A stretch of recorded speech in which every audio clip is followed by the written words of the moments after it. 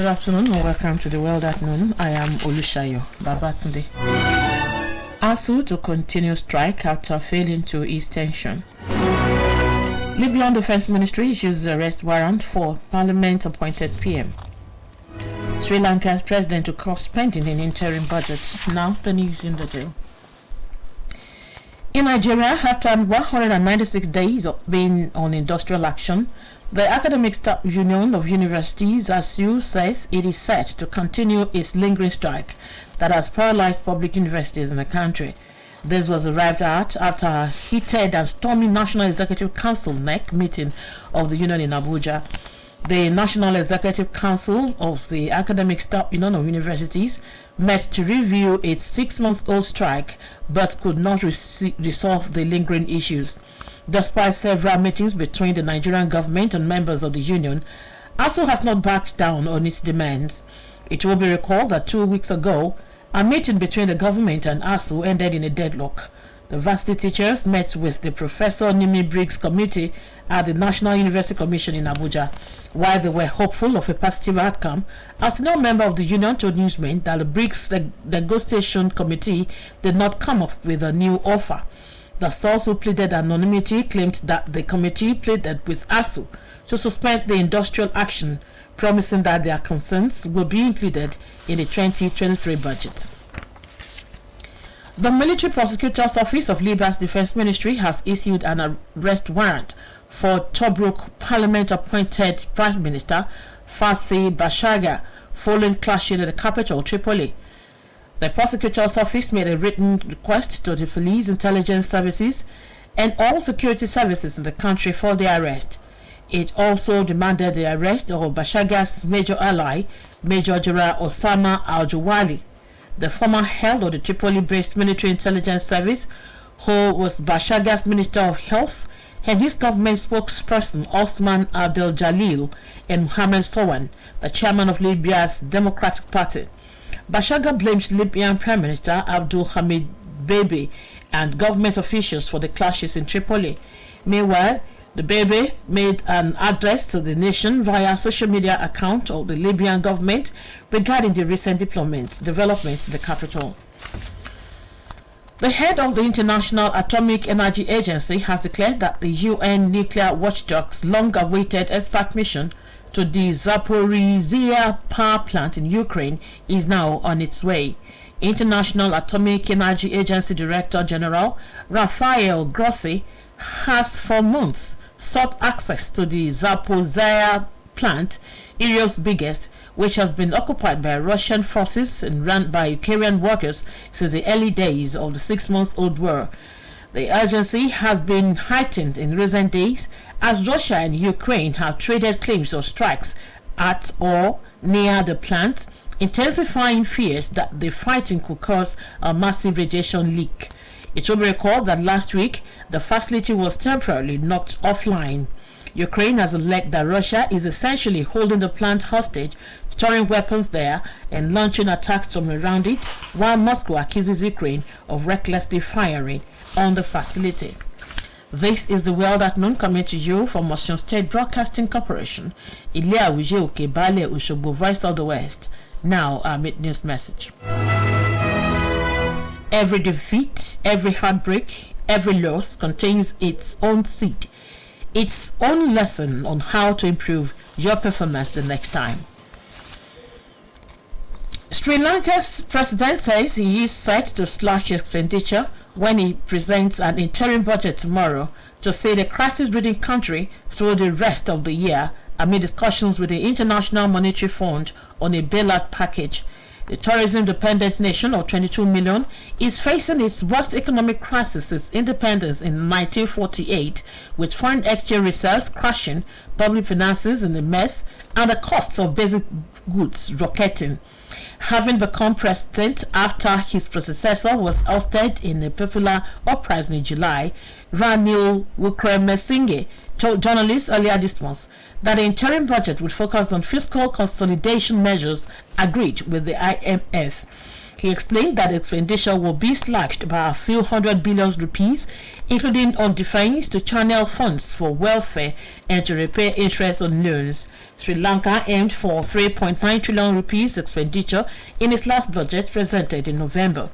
Wickremesinghe, who is also the finance minister, is expected to outline measures to support low-income communities worst hit by the financial crisis and announce fresh taxes to shrink a double-digit deficit. Palau's vice president and her 8-member delegation have been quarantined in Taiwan after 2 of them tested positive for the coronavirus. Palau is one of the 14 countries still maintaining formal relations with Taiwan, which China claims as its own, and has relentlessly sought to isolate internationally by depriving it of diplomatic partners. Vice President Ujush Sengebao Sr. arrived for an official 5-day visit on Saturday and was due to meet with President Tsai Ing-wen.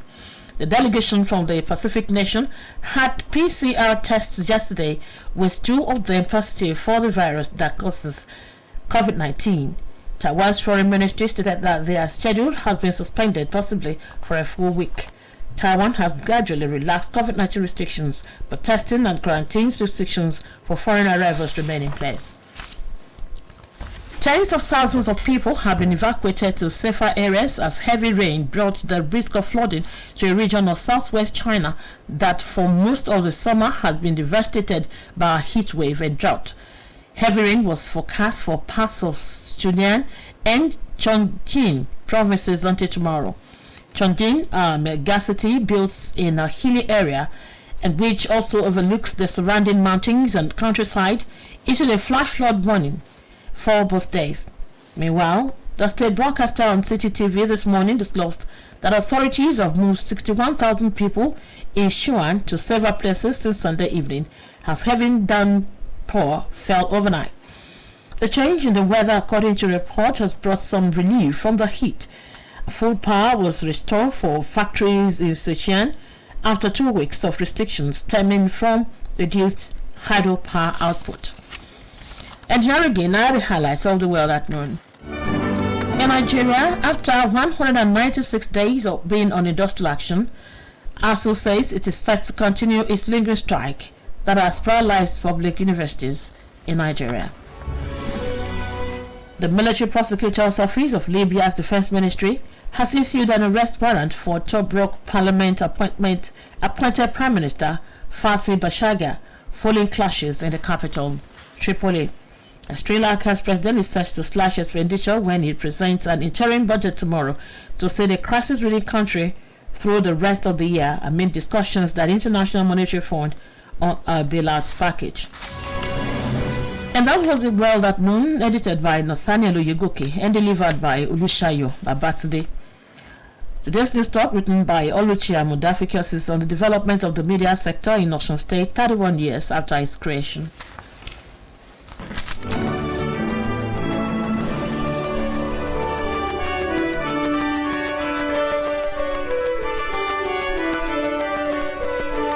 The importance of the media in the development of any nation can never be overemphasized.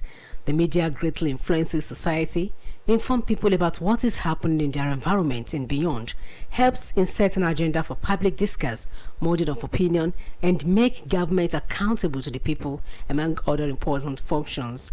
After the creation of Osun State in 1991 from the old Oyo State, the need for a media organization that will serve as the window through which the government relays its policies and programs to the people arose.